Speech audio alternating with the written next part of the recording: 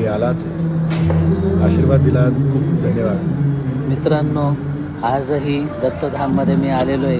दत्तदास महाराजांची तपश्चर्या आहे म्हणून या गोष्टी अशा सहज शक्य होतात. कालपासून मला एक वेगळाच अनुभव येतोय. हे लोक जे आनंदित होत आहे त्या आनंदामध्ये पण मला एक वेगळी शांती अनुभवायला मिळते. 10 वर्षापूर्वी मी एक गाणं ऐकलं होतं आणि त्या आवाजाच्या मी प्रेमात पडलो होतो. रशीद खानजींचे शिष्य कृष्णा बोंगणे दत्तधाममध्ये आले, त्यांनी इथं सेवा दिली, त्यांची माझी पण भेट होते. बघा कृष्णादादा, हरिओम.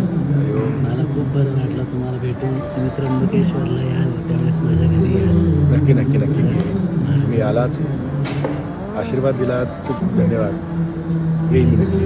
लवकरच कृष्णादादांसोबत भजन किंवा गायन नक्की होईल.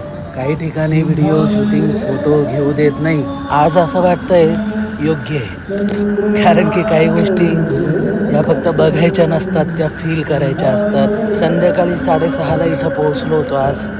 आता वाजले रात्रीचे 1 आणि मी आलेलो आहे त्र्यंबकेश्वरून गोवर्धन गावात. आता इथून मला जायचं आहे त्र्यंबकेश्वरला. लालपुरी आपली बुलेट.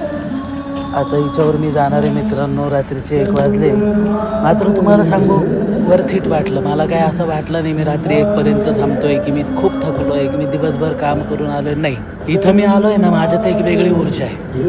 खरंच अनुभव घ्या, या दत्तधामला दर्शन घ्या. दिगंबरा.